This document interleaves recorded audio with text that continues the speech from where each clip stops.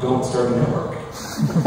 The only advice I have for you is if you want to make a bunch of money, go back in time 4 years, start a network, fast forward in time 4 years, and sell it to the. I remember when I was signing it, all it was with Fullscreen. They sent me the contract, and I sent back 20 changes, and they sent it back, and they made 7 of those, and then I sent it back again, and then I sent back and forth, and I kid you not, it was about a week, and psychologically you start feeling annoying. Right? When you say, hey, can you change these 20 things? And the person's really nice to you, and they're like, really nicely, they give it back and they haven't done it all, then you have to be like, you gotta kind of get the nerve up to be like, hey, you didn't do what I fucking asked you to do.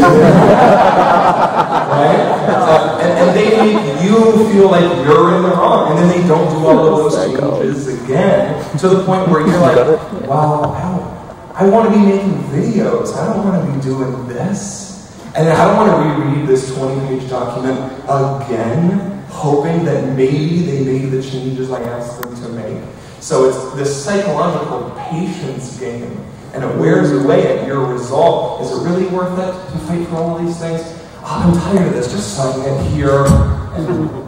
No, it's true. Yeah, don't do that. Yeah, don't do that. That's why it takes us a year, and yes, it's grueling.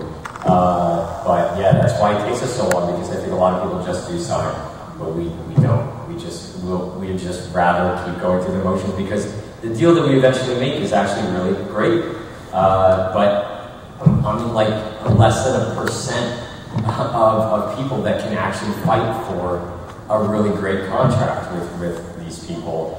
And then you just have to be really smart about everything that you're really looking. I think Molly said it, like, you gotta just get everything very specifically of what you're needing from your business. I gotta show Matt.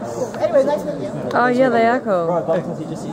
Being from Canada, there was a time about 5 years ago where I felt, oh, because I'm in Canada, I'm so screwed. Everything's happening in LA. Everything. I'm missing out. I'm never going to be a part of it because I'm in Canada, and I'm sure the story of most New Zealanders. Yeah. Think about it the other way. Yeah. If you lived in Los Angeles, how many subscribers do you have? It's just 300. 300. Okay. So you are 8 millionth most subscribed in America. Yeah. There was a time where I was 300 worldwide, but now in the United States I'd be in the top 5,000. Right. Yeah. So what company is going to hire me when they could go get so many people bigger than me?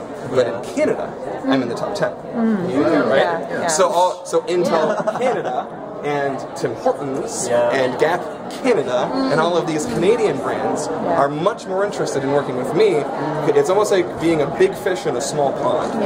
Don't. That's certainly the advantage that New Zealanders It's a have. huge advantage. Be proud of being from New Zealand, because it's like, man, being #1 in New Zealand is way easier than being #1 in America. That's not going to happen. Yeah, this is true. It's too late. So don't think you're out of the loop, and don't worry what the Americans are doing. Just proudly be not American. And we're just doing our own things in Canada. We're throwing our own events. We have our own companies, our own deals. We just do it differently and do it your way. And if there's no company that exists that you want to work with, just then go be that company. Thank you so much. No worries. Good seeing you again. Yeah, good to see you again. Yeah, hi. I recognize you. Yeah, just bumping in Wellington, New Zealand, Wellington.